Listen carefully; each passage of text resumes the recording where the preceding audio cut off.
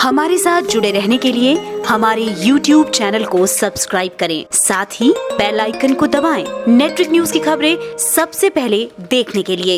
नमस्कार, network news में आप सभी का स्वागत है। मैं हूं आपके साथ सपना दुबे।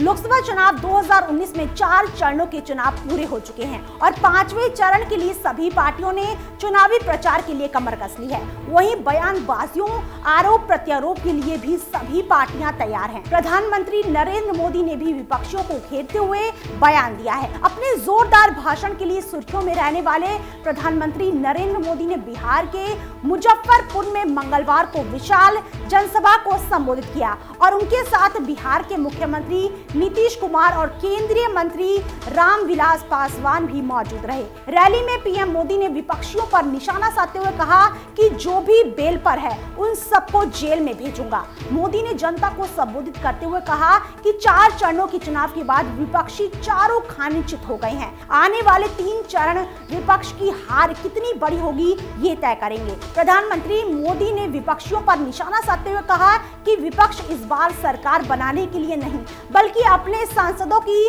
संख्या बढ़ाने में लगा है और अगर इनकी ताकत बढ़ी तो बिहार में एक बार फिर से लूटपाट की घटनाएं बढ़ सकती हैं।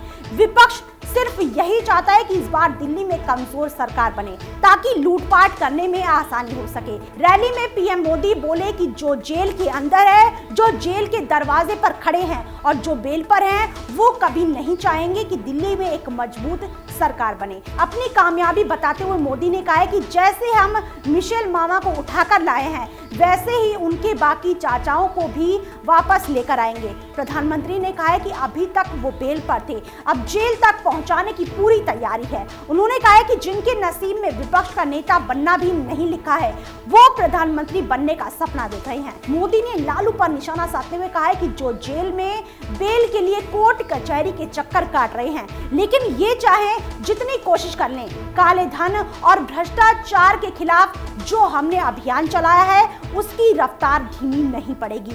हर बार की तरह इस बार भी मोदी ने आतंकवाद का मुद्दा उठाते हुए कहा है कि एक समय था जब देश में मंदिर, मस्जिद, रेलवे स्टेशनों पर बम धमाके होते थे, लेकिन कांग्रेस की सरकार बड़े फैसले नहीं लेती थी। वहीं बीते 5 साल में हमारी सुरक्षा एजेंसियों ने इन गलत इरादे वालों को रोक कर रखा है, लेकिन अब भी वो मौकों की तलाश में है। वो हम पर हमला करने की प्लानिंग करते हैं और हम उनका प्लान फेल करने में लगे रहते हैं। प्रधानमंत्री ने ये भी कहा कि आतंक की फैक्ट्री जहां पर भी है वहां हम चौकीदार की नजर है। जहां से भी भारत को खतरा होगा हम वहां पर घर में घुसकर मारेंगे। वहीं सपा बसपा के गठबंधन पर निशाना साधते हुए मोदी ने कहा है कि इन महामिलावटियों को आपकी सुरक्षा की चिंता नहीं है, इनके तो पाकिस्तान का नाम सुनते ही पैर कांपने लगते हैं। इसी वजह से सर्जिकल स्ट्राइक और एयर स्ट्राइक के नाम पर इन्हें एलर्जी होती है। बता दें इस समय मोदी जमकर चुनाव प्रचार में लगे हैं, लेकिन अब 23 मई को ही